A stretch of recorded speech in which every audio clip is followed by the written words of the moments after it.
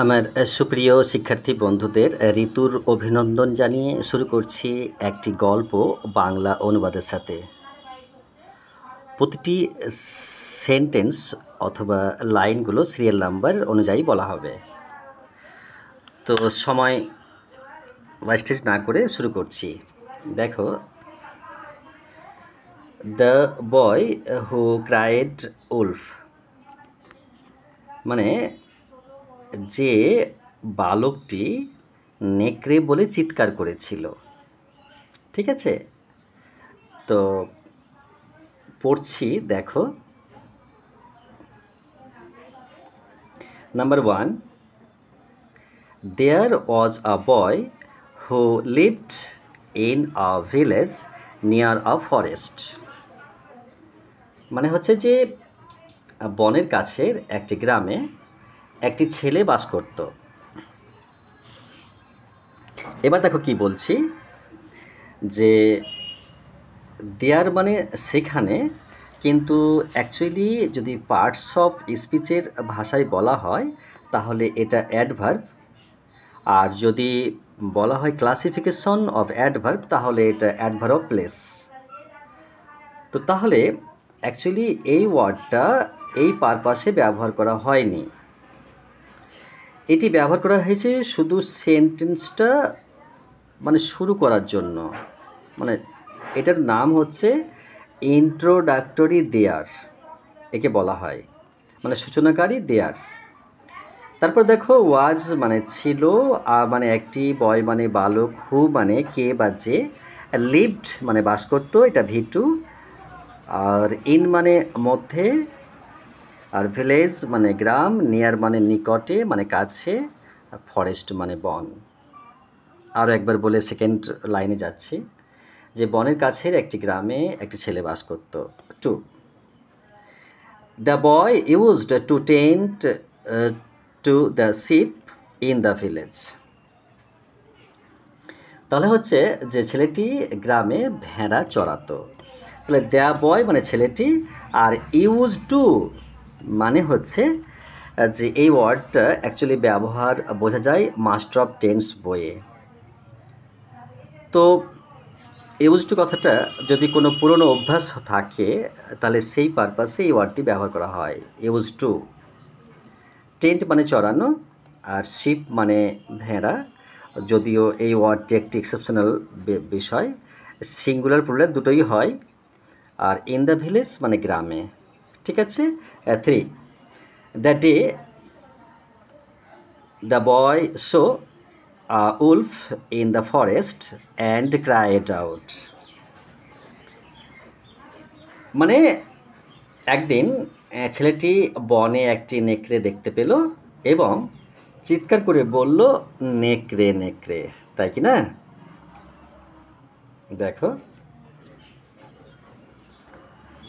তাহলে one day মানে হচ্ছে একদিন, ওয়ান ডে মানে হচ্ছে একদিন। দেখো নিচে উলফ ছিল, সরি। তো ওয়ান ডে মানে একদিন, দ্য বয় মানে বালকটি, আর সো মানে সিয়ের, এটা সেকেন্ড মানে পাস্ট টেন্স, সো। উলফ মানে একটি নেকড়ে, ইন দ্য ফরেস্ট মানে বনে, মানে বনের মধ্যে, অ্যান্ড মানে এবং, এটা কনজাংশন, আর ক্রাইড আউট মানে চিৎকার করে উঠেছিল। উলফ উলফ মানে নেকড়ে নেকড়ে, ওকে, মানে নেকড়ে বাঘ। আসছি নাম্বার 4-এ, দেখো কি লেখা আছে। Number 4, the villagers came running, but when they got there, they show that there was no wolf. মানে কি বলছে, যে গ্রামবাসীরা ছুটে এলো, কিন্তু যখন তারা সেখানে পৌঁছল তারা দেখতে পেল যে সেখানে কোনো নেকড়ে নেই। দ্য ভিলেজার্স মানে গ্রামবাসীগণ, ভিলেজার্স মানে গ্রামবাসী, আর কেম মানে কামের, এটা V2। রানিং মানে ছুটে আসা, বাট মানে কিন্তু, হয় মানে যখন, দে মানে তাহারা, গট মানে গেট থেকে গট পেয়েছিল বা দেখেছিল, দেয়ার মানে সেখানে, দে মানে তাহারা, এটা প্রোনাউন, আর শ মানে সিয়ের, এটা বলেই দিয়েছি, এখানে কোথাও দেখতে পাওয়া গেল। ও নাম্বার 3 তে এটা বলেছি যে শো দ্যাট মানে যে দেয়ার ওয়াজ নো উলফ, যে সেখানে কোনো নেকড়ে ছিল না। 5, the boy laughed and the villagers went back to their homes. মানে যে দ্য বয় লাভড মানে ছেলেটি হেসে উঠলো, মানে উঠেছিল, গল্প মানেই তো অতীতকাল, ভার্বগুলো হবে। And the villagers went back এবং গ্রামবাসীরা ফিরে গেল টু দেয়ার হোমস, মানে তাদের বাড়ি তারা ফিরে গেল। ঠিক আছে, আসছি কিন্তু সেকেন্ডে, সরি 6 নাম্বারে। 6 তোমার দ্য নেক্সট ডে, মানে তোমার বলছে যে পরের দিন, যে দ্য বয় শো ছেলেটি দেখলো মানে দেখেছিল the Wolf again and cried out, মানে নেকড়েটি, আমি ভালো করে বলি যে পরের দিন ছেলেটি আবার নেকড়ে দেখেছিল এবং চিৎকার করে বলেছিল যে দেখো উলফ উলফ, মানে নেকড়ে নেকড়ে বলে চিৎকার করেছিল, যে নেকড়ে বাঘ চিৎকার করেছিল। ঠিক আছে, এই গল্পটা তো সবারই শোনা আছে আমার মনে হয় কম বেশি। 7-এ বলছি, the villagers came running but when they got there, হ্যাঁ, they show that there was no wolf. দেখো একই ঘটনা বা আনএক্সপেক্টেড একটা ইনসিডেন্ট বারবার কিন্তু হচ্ছে এখানে। The villagers came running but when they got there they show that there was no wolf, মানে গ্রামবাসীরা দৌড়ে এলো, মানে ছুটে এলো, এখানে রানিং বলেছে, কিন্তু বাট যখন তারা সেখানে পৌঁছিল, when they got there they show that there was no wolf, তারা দেখতে পেল যে সেখানে কোনো নেকড়ে নেই, মানে দে শো মানে তারা দেখতে পেয়েছিল দ্যাট যে দেয়ার ওয়াজ নো উলফ, মানে সেখানে কোনো নেকড়ে নেই, উলফ মানে নেকড়ে, বাঘকে বলা হয়। 8, the boy laughed and the villagers went back to their homes, মানে ছেলেটি হেসে উঠলো এবং গ্রামবাসীরা তাদের বাড়িতে ফিরে গেল। একই কাণ্ড কিন্তু রিপিটেডলি ঘটেছিল এখানে, কিন্তু মানে জ্ঞানমূলক বা তোমার মরেল নীতিকথামূলক কিন্তু গল্পটা কিন্তু, হ্যাঁ, আমি আবার পড়ছি, the boy laughed and the villagers went back to their homes, মানে তোমার বলছি যে ছেলেটি হেসে উঠলো এবং গ্রামবাসীরা তাদের বাড়ি ফিরে গেল। এখানে লাভড মানে হাসি ঠাট্টা করা, রহস্য করা, অ্যান্ড দ্য ভিলেজার্স এবং গ্রামবাসীরা, ওয়েন্ট মানে গো থেকে ওয়েন্ট হয়, আর ব্যাক মানে পেছন বা ফিরে যাওয়া, টু দেয়ার মানে তাদের, হোমস মানে বাড়িগুলি, মানে যে যার পারলো বাড়ি ঘুরে গেল। এবার দেখো 9-এ কী বলছি।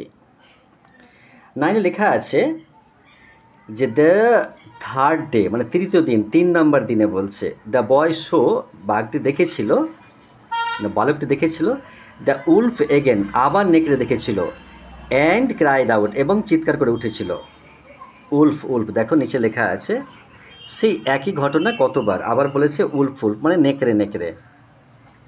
ঠিক আছে, এরপর আসছি 10-এ।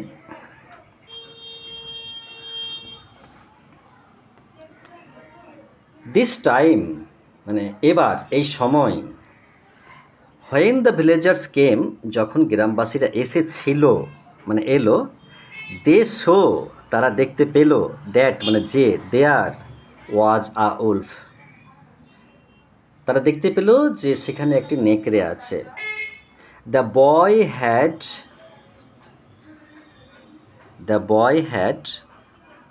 লাইড, লাই মানে মিথ্যা কথা বলা, so many times that they didn't believe him and the wolf ate the boy. আমি কি বলছি ভালো করে একটু বোঝো এবং দেখার চেষ্টা করো, বোঝার চেষ্টা করো।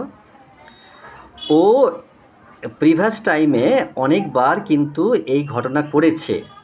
আবার বলি, দিস টাইম মানে এই সময়, হোয়েন দ্য ভিলেজার্স কেম যখন গ্রামবাসীরা এলো মানে এসেছিল, দে শো দ্যাট তারা দেখতে পেল যে, দেয়ার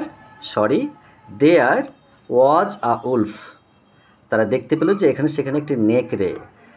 the boy had lied so many Times, ছেলেটি এতবার মিথ্যা বলেছে যে,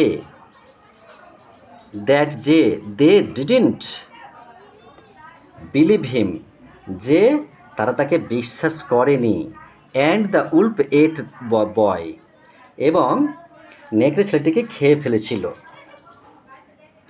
এখানে এট কথাটার মানে হচ্ছে টি, ইট মানে খাওয়া, কিন্তু ইট মানে খাওয়ার V2 হচ্ছে এট। ঠিক আছে, এবার দেখো এই গল্পটার নীতি কথা কি বলছে, মোরাল কি বলছে, আমি পড়ছি। The moral of the story is that you should never lie. এই গল্পের নীতি কথা হলো তোমার কখনোই মিথ্যা বলা উচিত নয়। লাই মানে মিথ্যে বলা, নেভার মানে কখনো না, শুড মানে উচিত, দ্যাট মানে যে, স্টোরি মানে গল্প। এই গল্প নীতি কথা হচ্ছে যে তোমার কখনো মিথ্যা কথা বলা উচিত নয়। বিকজ মানে কারণ, ইফ ইউ ডু, যদি তুমি সেরকম করো, মানে যদি তুমি মিথ্যা বলো, পিপল ওন্ট বিলিভ ইউ, মানে মানুষজন, মানে মানুষেরা তাহলে তোমাকে বিশ্বাস করবে না। When you are telling the truth, যখন তুমি সত্য বলছো। ঠিক আছে, আমি এটা রিমুভ করে আরও একবার দেখিয়ে দিই যে নীতি কথাটা কী বলা হয়েছে। The moral of the story is that you should never lie, because if you do people won't believe you even when you are telling the truth. এখানে বলা হয়েছে যে গল্পের নীতিবাক্য হলো তোমার কখনোই মিথ্যা বলা উচিত নয়, কারণ যদি তুমি মিথ্যা বলো তাহলে তুমি সত্য বললেও মানুষ তোমাকে বিশ্বাস করবে না। ঠিক আছে, আর অ্যাকচুয়ালি আমাদের ইসলামিক নীতি বলছে যে মিথ্যে কখনো বলাটাও উচিত নয়, শুধু গল্পের জন্য নয়, মিথ্যে আদৌ বলা উচিত নয়। ওকে, তাহলে তোমাদের কোনো শিক্ষার কোনো জ্ঞানে লাগলে আমি খুব খুশি হব, আর আশা করি অবশ্যই লাগবে।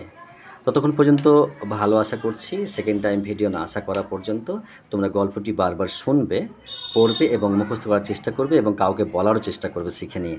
ওকে, best of luck, bye by.